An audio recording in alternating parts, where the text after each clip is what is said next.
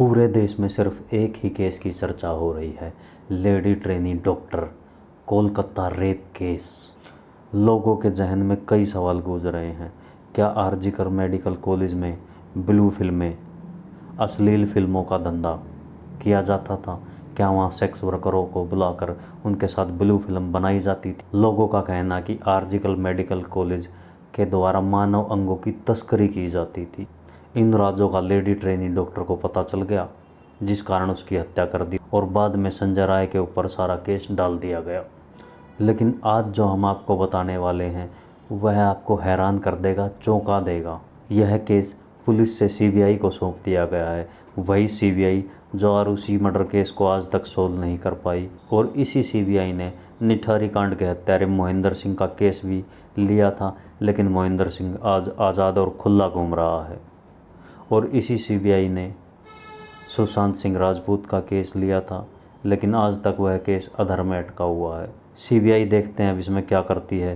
कितने साल लगते हैं इस केस को सोल्व होने में, कुछ कह नहीं सकते। लेकिन डीएनए की रिपोर्ट जैसे ही आएगी तो पता चल जाएगा उस लेडी ट्रेनी डॉक्टर के साथ रेप करने में कितने लोग शामिल हैं। हैरान कर देने वाली बात तो ये है कि सुबह 8 बजे पुलिस आ चुकी थी और पुलिस को एक नज़र में देखते ही पता चल गया था कि ये असामान्य मौत है, ये एक मर्डर है। लेकिन एफआईआर दर्ज नहीं करते और 2 बजे से लेकर 5 बजे तक इस केस में पोस्टमार्टम होता है, और पोस्टमार्टम में रिपोर्ट तो बाद में आती है। लेकिन डॉक्टर को पूरा पता होता है इसके साथ क्या हुआ है, और इस केस में भी ऐसा हुआ। डॉक्टर को सब पता था, डॉक्टर ने उन्हें बता दिया कि इस केस में क्या हुआ है। रिपोर्ट बाद में आई है, लेकिन उसके बाद भी कोई एफआईआर दर्ज नहीं होती। 6 बजे तक पोस्टमार्टम की सारी कार्रवाई ख़त्म हो चुकी थी, लेकिन उसके घर वालों को लाश रात को 11 बजे सौंपी गई, और रात को करीब 11:45 बजे इस केस में एफआईआर दर्ज की गई है। पुलिस को तो सुबह ही पता चल गया था कि ये मर्डर है, तो एफआईआर क्यों नहीं दर्ज करी? पोस्टमार्टम के भी 6 घंटे के बाद एफआईआर दर्ज करने का कौन सा मतलब बनता है? ये सवाल मेरे नहीं हैं, ये सवाल हैं हाई कोर्ट के जज के। हाई कोर्ट के जज ने पुलिस से पूछा है कि तुम्हारी क्या मंशा थी, इतना लेट एफआईआर क्यों दर्ज की, और लाश को घर वालों को सौंपने में इतनी देर क्यों लगा दी? और सुबह प्रिंसिपल के पास 8 बजे जब फ़ोन कर दिया गया था तो वह 10 बजे हॉस्पिटल में क्यों आया? चलो इन बातों को दरकिनार करते हुए हम आपको संजय राय का कबूलिया बयान सुनाते हैं। संजय राय 5 तारीख को सलवा जाता है, 8 तारीख को वहाँ से वापस आ जाता है, और वापस आने के बाद वहाँ मरीजों को भर्ती करवाता है। पूरा दिन ऐसे ही गुजर जाता है। 8 तारीख की शाम को पुलिस कल्याण बोर्ड में ही काम करने वाले एक वॉलंटियर के साथ संजय राय मिलकर शराब पीता है। संजय राय और उसका साथी वॉलंटियर शराब पीने के बाद पास ही में बने रेड लाइट एरिया सोनागाछी में जाते हैं, और संजय राय बाहर ही खड़ा रहता है और उसका दोस्त अंदर चला जाता है। फिर ये एक दूसरे रेड लाइट एरिया में जाते हैं, वहाँ भी उसका दोस्त अंदर जाता है, संजय राय बाहर ही खड़ा रहता है।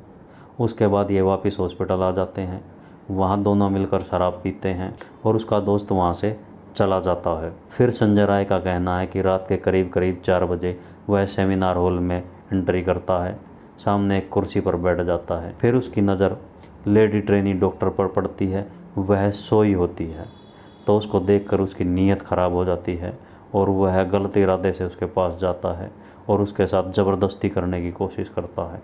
लेकिन संजय राय का कहना है कि वह इतने नशे में था कि उसे पता ही नहीं है कि उस समय लेडी ट्रेनी डॉक्टर जिंदा थी या मरी हुई थी। संजय राय के इस करतूत को अंजाम देने के बाद जब उसका कुछ नशा ढीला होता है तो उसे समझ में आता है कि उसने क्या कर दिया है, तो वहाँ से निकल लेता है। तो वह इधर उधर भागने की कोशिश नहीं करता, उसे लगता है कि वह कभी पकड़ा ही नहीं जाएगा। पास ही में बनी पुलिस बैरिक में जाता है, अपने कपड़ों को धोकर सुखा देता है और आराम से वहीं सो जाता है। फिर उसको पुलिस ही उठाती है, और जैसे ही संजय राय के फ़ोन से वह ब्लूटूथ कनेक्ट किया जाता है, जो वहाँ लाश के पास पड़ा हुआ था वह उसके फ़ोन से कनेक्ट हो जाता है, और संजय राय भी कबूल लेता है कि लेडी ट्रेनिंग डॉक्टर के साथ उसने बलात्कार किया है। लेकिन लोगों के कई सवाल हैं। लोग कह रहे हैं कि संजय राय के अकेले के बस की यह बात नहीं है, वह लेडी ट्रेनी डॉक्टर पहले से ही मारकर वहाँ पर डाल दी गई थी। सोनागाछी से सेक्स वर्करों को लाकर हॉस्पिटल के अंदर अश्लील फिल्मों का शूट किया जाता है, और यह घटना कोई नई नहीं है। आज से 23 साल पहले भी इस तरह के इल्ज़ाम आरजीकर मेडिकल कॉलेज पर लग चुके हैं। आज से 23 साल पहले अगस्त के ही महीने में सोमेश विश्वास की लाश एक पंखे से लटकी हुई मिली थी। मेडिकल कॉलेज के कमरे में एक पंखे से एक छोटी सी रेशम की रस्सी से सोमेश विश्वास की लाश को लटकाया गया था। लोगों का कहना है कि यह खुदकुशी नहीं थी, ये एक मर्डर था। इतनी छोटी रस्सी से कोई अपने आप को बांधकर नहीं लटका सकता। और सोमेश विश्वास की मां का कहना है कि मेरा बेटा कह रहा था कि कॉलेज के अंदर कुछ गलत चल रहा है, वहाँ पर गंदी फिल्में बनाई जाती हैं। उसको इस बात का पता चल गया था, वह उनको पर्दाफाश करने की धमकी दे रहा था, इसलिए उसको मारकर पंखे से लटका दिया गया। एक बात को गौर से सोचा जाए कि जब प्रिंसिपल ने इस्तीफ़ा दे दिया था तो सरकार को क्या ज़रूरत थी उसको दूसरे मेडिकल कॉलेज में नियुक्त करने की।